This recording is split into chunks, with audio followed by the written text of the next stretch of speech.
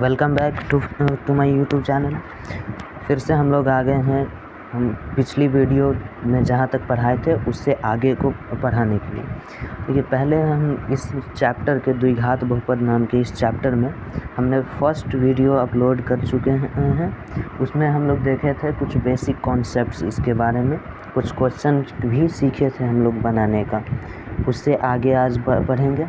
देखो, थोड़ा सा पहले का पढ़ लेते हैं। द्विघात बहुपद में हम लोगों ने देखा था कि ऐसा बहुपद जिसका घात 2 होता है उसको द्विघात बहुपद बोले थे। उसका सामान्य रूप कैसा होता है?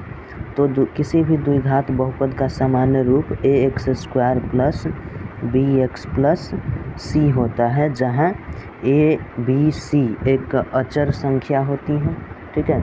और इसमें जो है a को x² का गुणांक कहते हैं, b को x का गुणांक कहते हैं और c को अचर पद कहते हैं।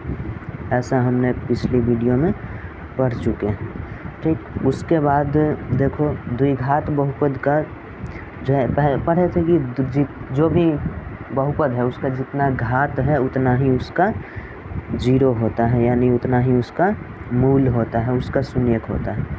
तो इसमें 2 घात है तो 2 शून्यक होंगे इसके। मान लेते हैं उसको, एक अल्फ़ा और दूसरा क्या है, अल्फ़ा और बीटा, ये 2 उसके शून्यक हैं, ठीक है। अब ये 2 उसके शून्यक हैं तो इन दोनों शून्यकों के बीच में कुछ रिलेशन होगा कि नहीं? शून्यक और ये जो गुणांक है इसमें कुछ रिलेशन है, तो हाँ बिल्कुल रिलेशन है इसमें। उसको देखो यहाँ पर बता रहे हैं कैसे है वो रिलेशन, क्या है वो रिलेशन, ठीक है।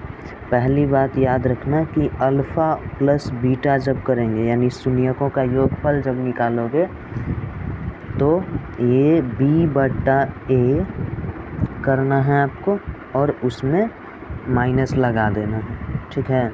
एक बहुपद जब आपको दिया रहे, ठीक है, बहुपद इस रूप में जब आपको दिया रहे, ठीक है, इस रूप में ऐसे दिया हुआ रहे और आपको निकालना हो शून्यकों का योग, तो आपको शून्यक निकालने की ज़रूरत नहीं पड़ेगी। ये रिलेशन आप याद रखेंगे, बन जाएगा। कैसे, क्या करना है आपको कि इस b को पकड़ना है, ठीक है, इस b को पकड़ लेना है और नीचे में इस a से डिवाइड कर देना है, ठीक है, x² के कोफिशिएंट से डिवाइड करके और इसमें एक माइनस लगा देने का, वही इन दोनों शून्यकों का योगफल होगा, ठीक है। तो यही चीज़ जो है अभी हम लोगों ने लिखा है, ठीक है। क्या लिखे हैं? अल्फ़ा प्लस बीटा जो है वो कितना होता है, -b/c होता है, ठीक है, -b/c होता है। दूसरा रिलेशन है इसके दोनों शून्यकों के गुणनफल को लेकर। अगर आपको दोनों शून्यकों के गुणनफल ज्ञात करने हैं तो अचर पद यानी c में a से डिवाइड कर दो, आपको शून्यकों के गुणनफल मिल जाएंगे, ठीक है। आपके किताब में जनरली ये 2 फार्मूला तो दिया ही रहता है, ठीक है, और इन दोनों पे तो ऑब्जेक्टिव में क्वेश्चंस पूछते हैं। इसके अलावा जो है एक और क्वेश्चन पूछते हैं लोग ऑब्जेक्टिव में, ठीक है। बहुपद दे देगा द्विघात बहुपद और आपसे इस तरह से पूछेगा कि अल्फ़ा 1/अल्फ़ा प्लस 1/बीटा क्या होता है, ठीक है। तो इसके लिए आप भी डायरेक्ट फार्मूला याद रखो, -b/c होता है, ठीक है। क्या होता है?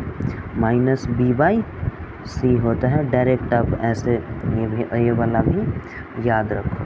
अब इसका प्रूफ देखो, दिखा देते हैं इसका प्रूफ -b/c ही क्यों हुआ।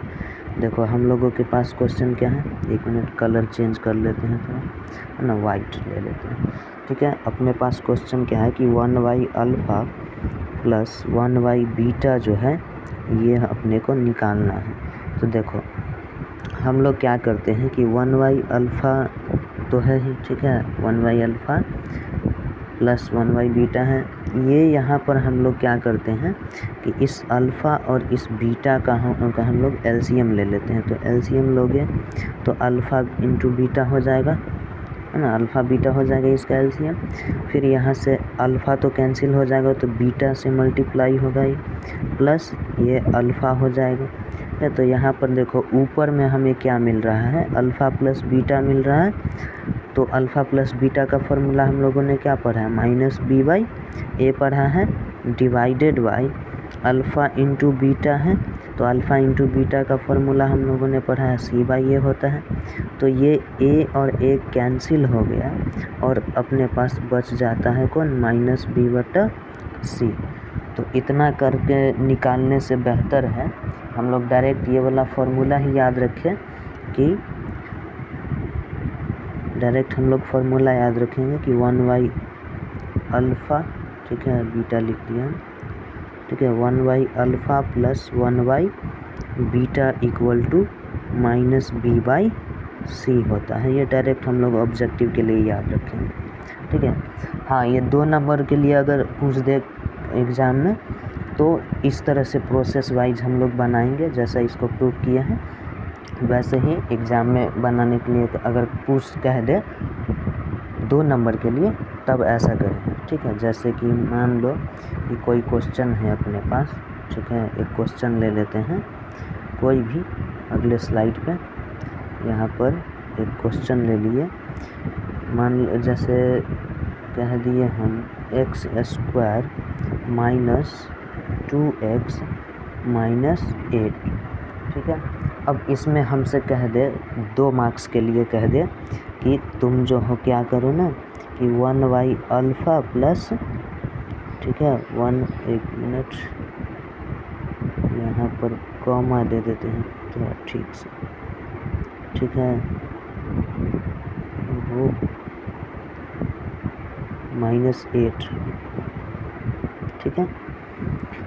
और हमसे पूछ दे 1/, अल्फ़ा प्लस 1/, बीटा का वैल्यू, ठीक है, 1/, बीटा का वैल्यू अगर हमसे पूछ रहा है, ठीक है, तो क्या होगा इसका वैल्यू बताओ।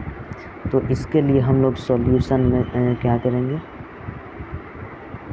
ठीक है, इसके लिए हम लोग सॉल्यूशन करेंगे ऐसे कि पहले इस px को तो लिखेंगे ही, है ना, ये बहुपद जो अपने को दिया है उसको तो लिखना ही है ना। फिर उसके बाद क्या करना है कि इसके कोफिशिएंट्स लिख लो एक बार, ठीक है। ए का वैल्यू क्या हो जाएगा, एक्स स्क्वायर का गुणांक होता है, तो यहाँ पर एक्स स्क्वायर में कुछ भी गुना नहीं है, इसका मतलब क्या, 1 गुना हो रखा है, तो इसका वैल्यू 1 हो गया, ठीक है।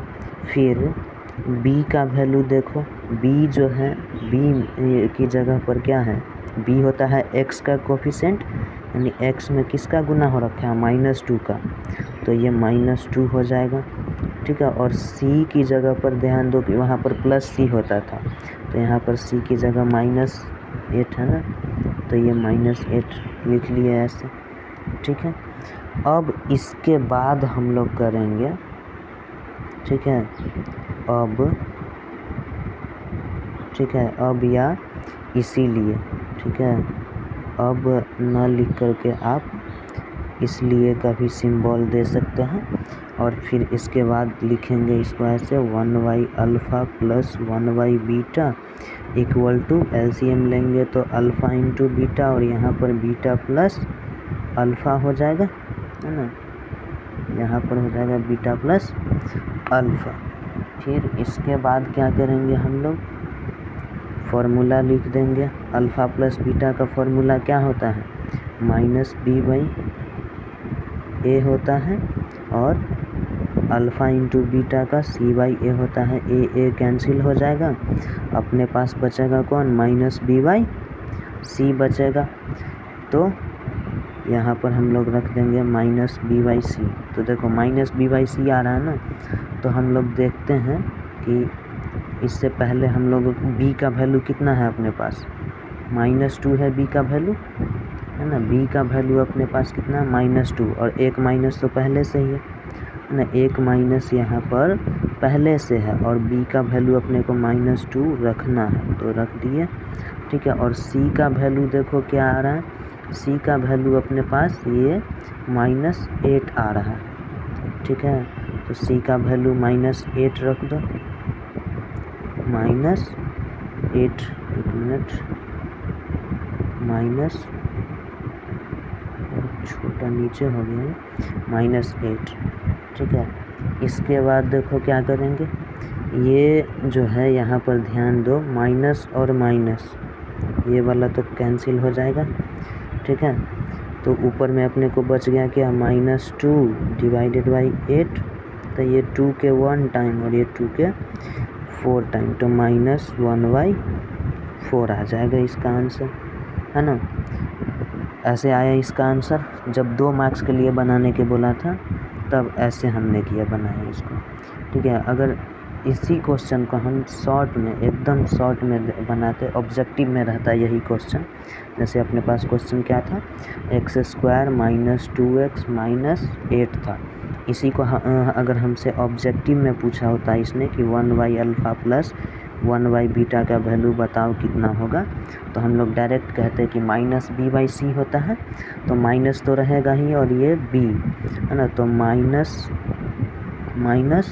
प्लस हो जाएगा, है ना, तो +2 हो गया ये, ठीक है। और बाई c तो -8, है ना। इसका तो ये प्लस में हो ही गया था, ठीक है। इसको लिखने का ज़रूरत नहीं था, प्लस का साइन लिखने का ज़रूरत भी नहीं है ना। ये 1/4 कट जाएगा, 1/4, ये माइनस जो है ऊपर में आ जाएगा, है ना। तो ये -1/4, यही तो हम लोग इतना मेहनत करने के बाद लाए हैं। तो ये है कि अगर आपको 2 मार्क्स के लिए पूछ रहा है ना, 2 मार्क्स के लिए इसने पूछा आपसे, तब हमने ऐसे बनाए, ठीक है। 2 मार्क्स के लिए पूछा तो ये प्रोसेस से बनाए। ऑब्जेक्टिव में पूछेगा तो डायरेक्ट फार्मूला याद रखेंगे, 1/अल्फ़ा प्लस 1/बीटा इक्वल टू -b/c, ठीक है, -b/c याद रखेंगे, ठीक है। अब इसके बाद देखो नेक्स्ट स्लाइड, है ना, आगे आता है त्रिघात बहुपद। ध्यान से देखना, त्रिघात बहुपद में क्या कह रहा है। त्रिघात बहुपद का पावर जो है, यानी घात जो है वो 3 होता है। तो देखो इसका सामान्य रूप क्या होता है, इसका सामान्य रूप होता है ax³ plus bx plus bx² plus cx plus d होता है, ठीक है। ये होता है इसका सामान्य रूप। अब इसके कितने शून्यक होंगे, तो इसके 3 शून्यक होंगे। एक होगा अल्फ़ा, एक को कह देते हैं बीटा और तीसरे को कह देते हैं हम लोग गामा, ठीक है। ये एक्चुअली गामा ठीक से नहीं लिखे हैं, ज़रा इसको ठीक से लिखने की कोशिश करते हैं, ठीक है। ये ऐसे गामा, ठीक। इसके बाद देखो इन तीनों में और इसके गुणांकों में क्या रिलेशन है उसको देखो। आगे जब इसका जो है, इसमें भी 3 रिलेशन होता है इसमें, ठीक है। कौन कौन होता है देखो, इसमें होता है, एक तो हो जाएगा alpha plus beta plus gamma, तीनों शून्यकों का योगफल। ये पहले जैसा ही है, जो द्विघात बहुपद में था वही यहाँ भी होगा, ठीक है, -b/a, ठीक। और ये, और यहाँ पर एक नया चीज़ आया, 2-2 करके शून्यकों के गुणनफल का योग। क्या, 2-2 करके शून्यकों के गुणनफल का योग। तो 2-2 करके यहाँ पे गुना हो गया, ठीक है, इस तरह से। और इन सबको जो है जोड़ दिया जाए तो क्या आएगा, ये आएगा c/a, जो पहले हम लोग अल्फ़ा इंटू बीटा करने पे लाते थे, ठीक है, वो आता है। फिर इसके बाद देखो तीसरा पॉइंट इसमें क्या याद रखना है, आपको समझ में आ रहा होगा कि तीसरा पॉइंट जो है तीनों का गुणनफल है। तो इसमें क्या होगा, ये -d/a होता है, ठीक है। और ये तीनों ही जो है ऑब्जेक्टिव में काफ़ी ज़्यादा क्वेश्चन पूछा जाता है। ख़ास तौर पर मैंने ध्यान दिया है कि ये तीसरा वाला जो है सबसे ज़्यादा पूछता है, लेकिन आपको याद सब रखना है, ठीक है। पूछेगा तो कहीं से भी पूछ सकता है, पढ़ना तो सब कुछ है, ठीक है। अब इसके बाद देखो, जैसे इसी में अगर हमसे कह दें, ठीक है, कोई क्वेश्चन कह दें हमसे इस तरह से, एक क्वेश्चन ले लेते हैं, px हमसे अगर कह दे इस तरह से कोई 3x³ - 5x² - 11x - 3, इस तरह से एक त्रिघात बहुपद दे दिया। और इसने हमसे पूछ लिया ऑब्जेक्टिव में क्या, alpha into beta into gamma बतलाओ, है ना। तो अभी हम लोग पढ़े हैं कि ये किसके बराबर होता है, ये होता है माइनस डी बाई ए के बराबर।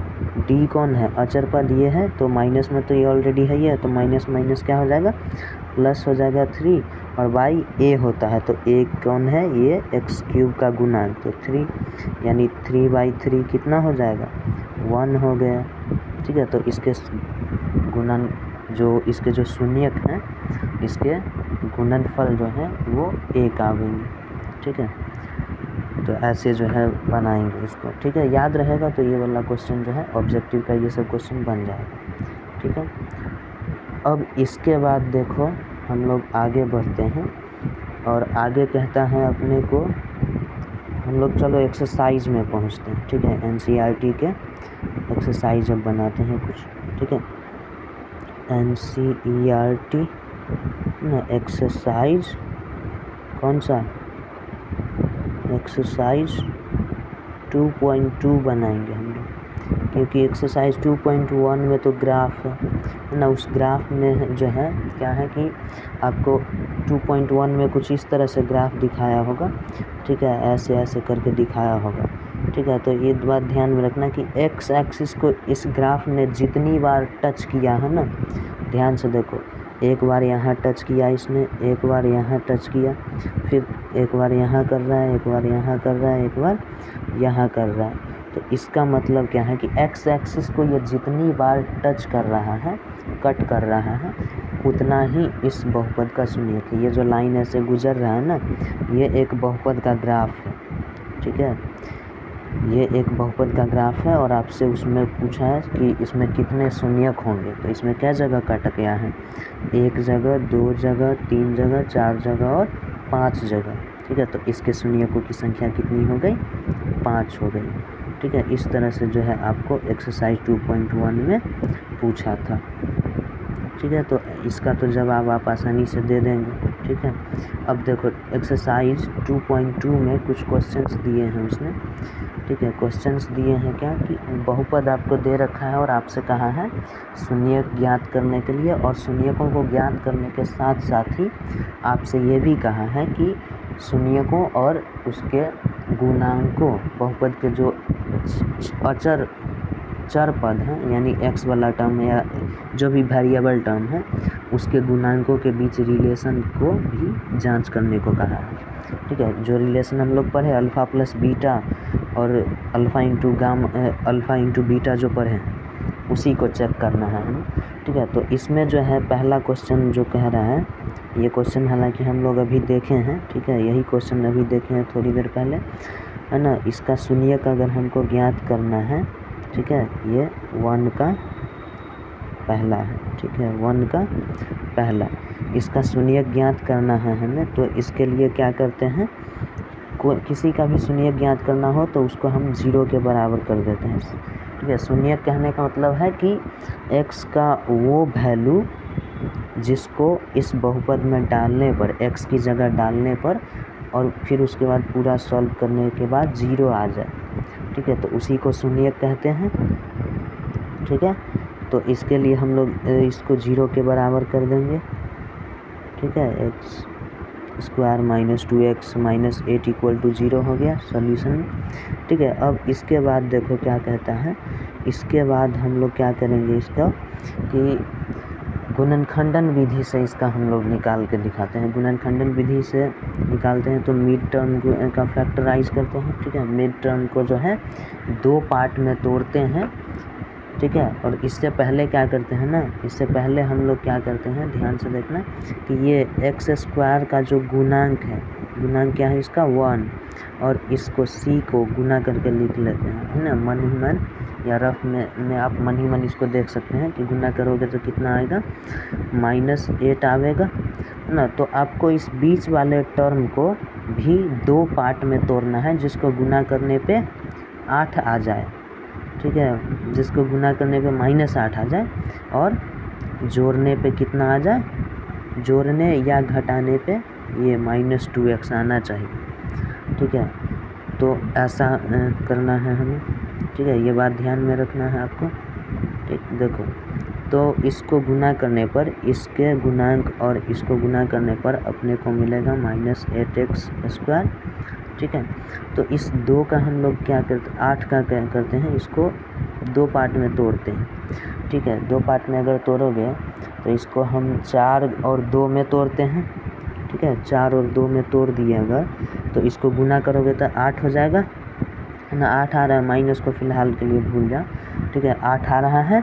और इसके बाद यहाँ पर देखेंगे मिड टर्म को देखेंगे। ठीक है, इस मिड टर्म को देखेंगे कि इस मिड टर्म का साइन कैसा है, पॉजिटिव है कि नेगेटिव है। तो यहाँ पर माइनस है ना। और अब देखो कि यहाँ पर जो है ये 2 जो है कब आएगा, इसको जोड़ने पे कि घटाने पे। तो इसको जब तुम घटाओगे तब 2 आवेगा, है ना।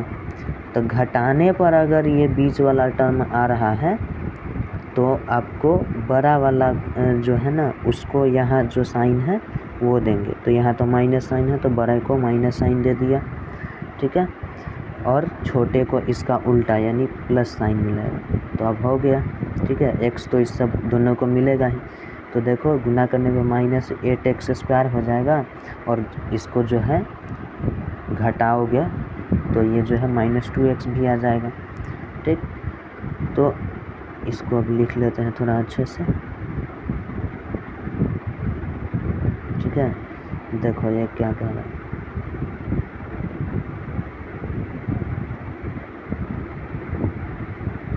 ठीक, क्या बोला, x² रहेगा और -4x हो जाएगा, +2x होगा और -8 होगा =0।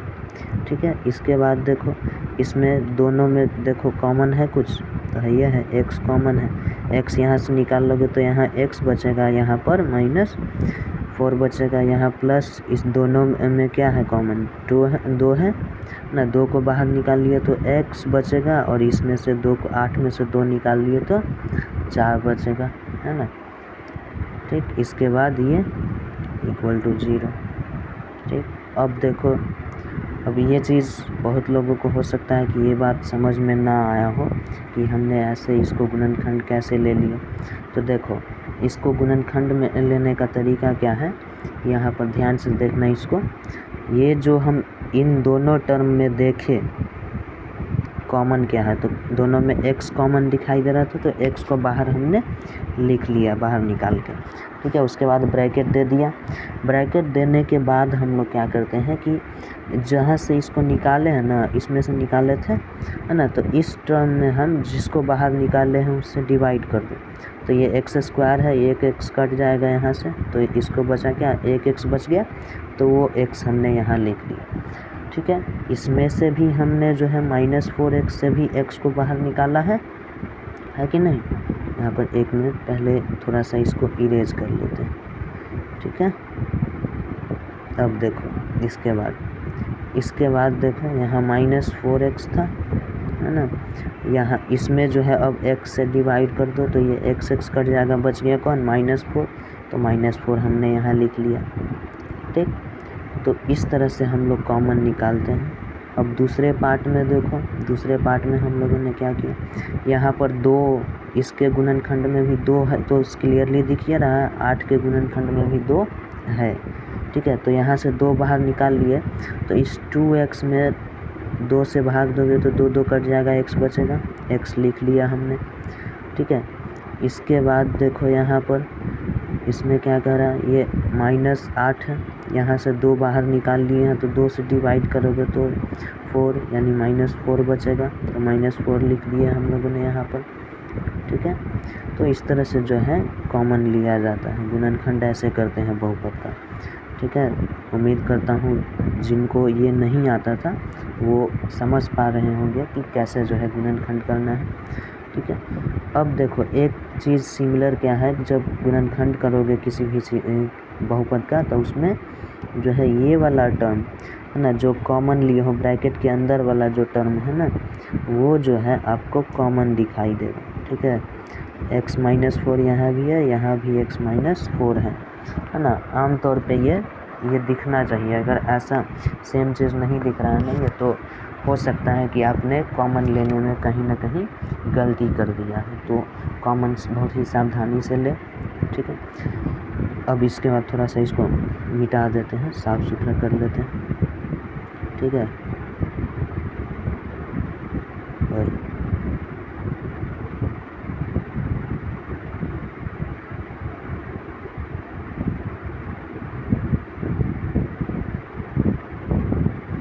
ठीक है, अब इसके बाद देखो यहाँ पर देखोगे तो ये भी जो है 2 टर्म में टूट रहा है ना, ये भी 2 टर्म में टूट रहा है, ये वाला और ये वाला। इसमें भी x-4 कॉमन है, तो x-4 बाहर निकाल लोगे तो यहाँ पे x बचेगा, यहाँ पे +2 बचेगा, ठीक है। तो इसको क्या लिख सकते हो तुम, ये जो है x-4 बाहर आ गया और यहाँ पर x + 2 बच गया इक्वल टू 0, है ना, ये और था, ठीक है। इसके बाद देखो ये 2 चीज़ों को गुना करने पे जो है 0 आ रहा है। गुणनखंडन तो यहाँ पर निकल गया हम लोगों के पास, है ना, यही इसका गुणनखंड है। तो 2 चीज़ों को गुना करने पर, 2 संख्या को गुना करने पे 0 आ रहा है, तो श्योर या तो ये संख्या 0 है या फिर ये संख्या 0 है, ठीक है। दोनों में से कोई एक तो 0 है, ठीक है। तो इसके लिए हम लोग जो है बारी बारी से दोनों को 0 करके देख लेते हैं, ठीक है। अगर हम इसको 0 कर दें, ठीक है, 1 मिनट, इसलिए x-4 इक्वल टू 0 भी, ये भी 0 हो सकता है, या x + 2 भी 0 के बराबर हो सकता है। तो यहाँ से हम लोग x का वैल्यू निकाल लेंगे 4 और यहाँ से x की वैल्यू हमें मिल जाएगी -2, ठीक है। x का दोनों वैल्यू मिल गया, निकल गया शून्यक, क्या दोनों शून्यक अपने पास निकल गए, यानी कि दोनों में से किसी एक को अल्फ़ा और दूसरे को बीटा कह देते हैं, है ना। तो हम लोग यहाँ पर कह देते हैं, ठीक है, अल्फ़ा कह देते हैं 4 को और बीटा कह देते हैं -2 को, ठीक है। तो अब शून्यकों और गुणांकों के बीच का संबंध देखना है हमें, है ना। अल्फ़ा बीटा तो हम लोग जब शून्यक निकालने के लिए कहा तो हम लोगों ने यहीं तक सॉल्व करके छोड़ देना है, ठीक है, शून्यक निकल गया, ठीक। अब उनके बीच के शून्यक और उनके गुणांकों के बीच संबंध की सत्यता कोई जांच जब करनी होगी तो हम इसके आगे काम करेंगे, और वो काम क्या करेंगे, तो एक शून्यक को अल्फ़ा कह देंगे और दूसरे को बीटा कह देंगे, और इसके बाद जो है जांच के लिए जो है पहला चीज़ हम करेंगे अल्फ़ा + बीटा निकालेंगे, ठीक है। ये क्या होता है, -b/a होता है ना। तो अल्फ़ा और बीटा को जोड़ो, कितना आएगा, अल्फ़ा की जगह पे ये है 4 है और बीटा की जगह पे -2 है, तो ये प्लस माइनस माइनस हो जाएगा। और ये b कितना है इसका, तो b जो है -2 है ना, तो माइनस तो यहाँ पहले से भी है, तो +2 हो जाएगा बाई a जो है वो 1 है, तो नीचे में लिखने की ज़रूरत नहीं, ठीक है। अब देखो यहाँ क्या हो जाएगा, इसको घटाओगे तो ये 2 हो जाएगा और ये 2 है, बराबर है कि नहीं। 2 और 2 बराबर होता है कि नहीं, तो होता ही है, तो ये सही बात है, यानी कि ये वाला रिलेशन जो है इसका सही, ठीक है। अब इसमें दूसरा चीज़ चेक करना है हमें, है ना, दूसरा भी चीज़ चेक करना है अल्फ़ा × बीटा को। तो अल्फ़ा × बीटा को क्या होना चाहिए, c/a के बराबर होना चाहिए। तो अल्फ़ा × बीटा 4 × -2 करोगे और यहाँ c का वैल्यू कितना होना चाहिए, -8 है, ठीक है। बाई a का वैल्यू तो 1 है, तो नीचे में बटा में 1 लिखने का कोई ज़रूरत नहीं है। ये गुना करोगे इसको तो ये -8 आ जाएगा, और ये तो -8 है, तो -8 के बराबर है, होता है कि नहीं, होता ही है। तो ये संबंध भी हमने दिखा दिया, ठीक है। इतना काम करना होता है ऐसे क्वेश्चंस के लिए, ठीक। अब इसके बाद देखो दूसरा क्वेश्चन। अब देखो हम जो है आपको अब जो भी क्वेश्चन बताएंगे उसमें केवल शून्यक निकाल के बता देंगे, उसके शून्यकों और गुणांकों के बीच का संबंध जो है आप खुद से स्थापित कर लेना। ठीक है, इसमें जो है दूसरा क्वेश्चन क्या कह रहा है, दूसरा क्वेश्चन कहता है 4s² माइनस 4s प्लस 1। ठीक है, तो इसका जब सॉल्यूशन करोगे, इसको सॉल्व करोगे, s का वैल्यू निकालोगे, तो ये क्या हो जाएगा 4s² minus 4s plus 1 equal to 0 कर देंगे इसको। ये देखो यहाँ पर हम लोग क्या करोगे, ये 4 गुने 1 करोगे, है ना, तो 4 गुने 1 4 आ गया। 4 को 2 पार्ट में तोड़ना है, इस तरह की गुना करने पे 4 आ जाए और जोड़ने या घटाने पे 4 आ जाए, है ना। तो जोड़ने और घटाने पे तो देखो जोड़ने 2 और 2 को ही जोड़ोगे तो 4 आएगा और गुना करने पे भी 4 आ जाना है। ठीक है, तो इस बीच वाले को हम लोग 2 और 2 के रूप में तोड़ देते हैं। ठीक है, तो इसको क्या लिखेंगे हम लोग, यहाँ पर जो है इसको लिख सकते हैं 4s²। और देखो जोड़ने पे आ रहा है ना, जोड़ने पे इतना आ रहा है, तो यहाँ पर जो साइन है वो दोनों को ही जाएगा। ठीक है, तो माइनस दोनों को दे दो। ठीक है, तब ना जुटेगा जी, माइनस दोनों के पास रहेगा, सेम साइन रहता है तब जुटता है कि। तो -2s और प्लस 1 हो गया इसके पास इक्वल टू 0। फिर इसको देखो, यहाँ से देखो क्या है, इसमें जो है 2s कॉमन दिखाई दे रहा होगा, तो 2s बाहर निकाल लिए, तो यहाँ पर 2 कैंसिल हो जाएगा इसमें, तो बचेगा 2, एक s बचेगा और -1 बचेगा। इसमें कुछ भी कॉमन नहीं है, तो कुछ भी कॉमन ना हो तो उस टाइम पे हम लोगों को क्या लेना होता है, कॉमन, एक कॉमन ले सकते हैं। तो यहाँ पर माइनस का साइन है, माइनस दे दो और एक कॉमन ले लो, है ना, क्योंकि एक तो सबके गुणनखंड में होता है। और इसके बाद देखो ये माइनस बाहर निकाल लिए हो तो सबका साइन जो है बदलते जाएगा, 2s और ये प्लस में था तो -1 हो गया इक्वल टू 0।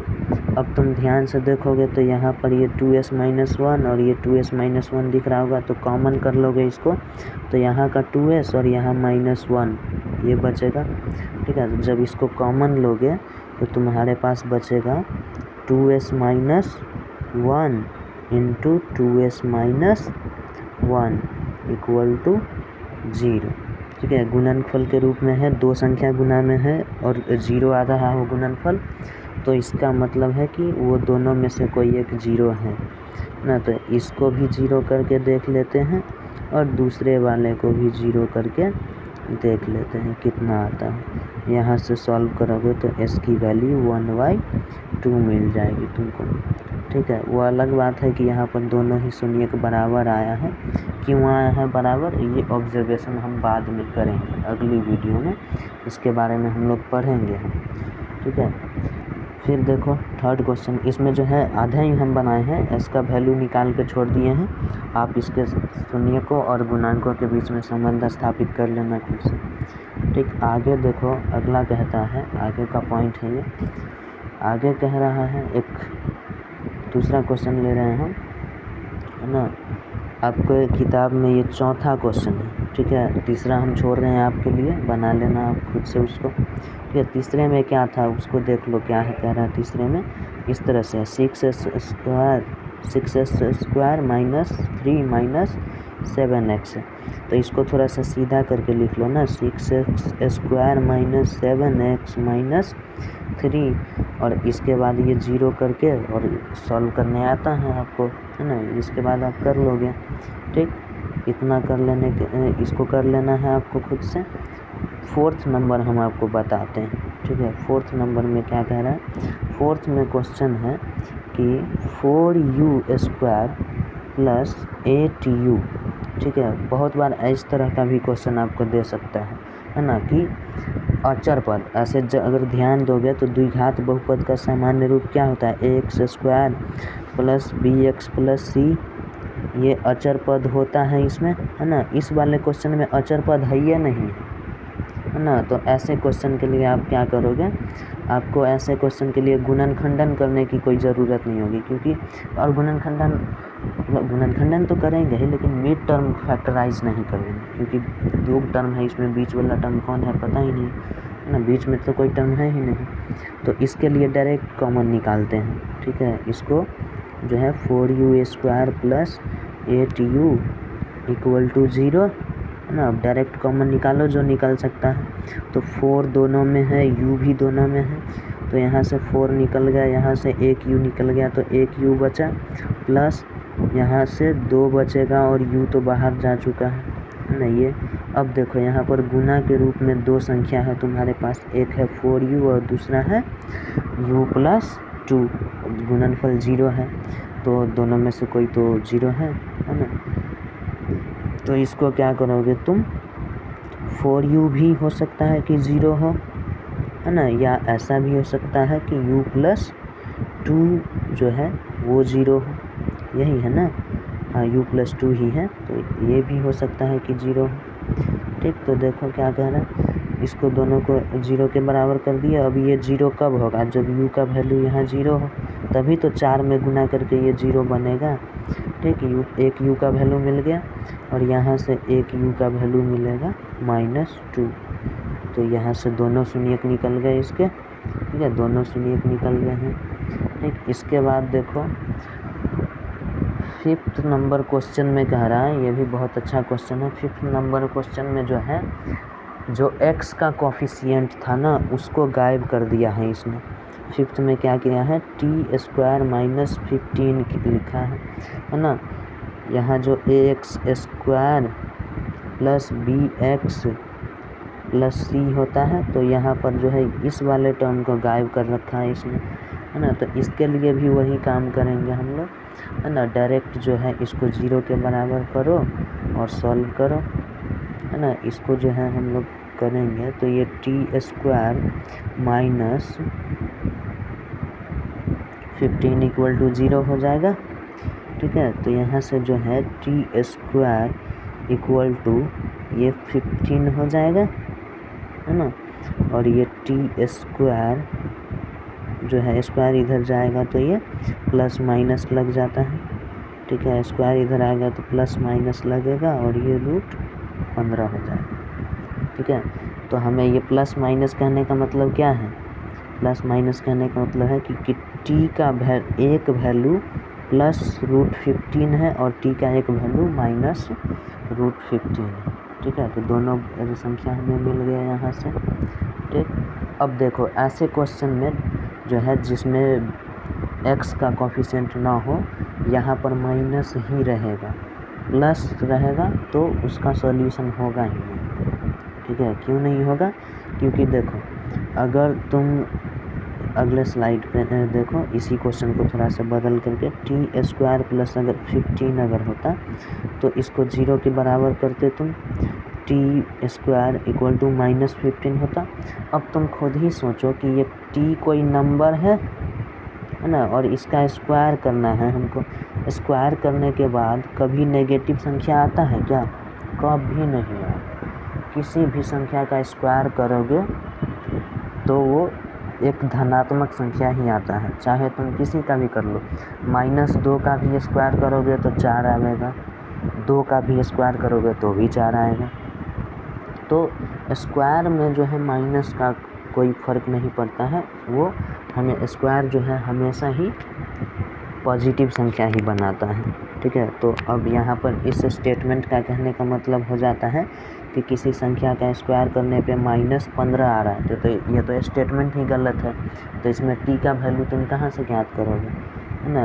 ये आएगा, अब ऐसा भी क्वेश्चन आता है, लेकिन ये सब जो है आगे की क्लास में आता है, 11th में आएगा आपको ऐसा क्वेश्चन।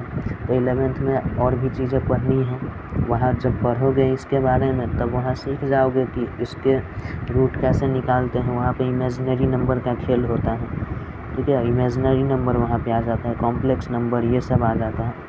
तो वो सब चीज़ अभी बहुत दूर है, 11th में पढ़ोगे। 10th क्लास में तो बस इतना ही बताया है इसमें।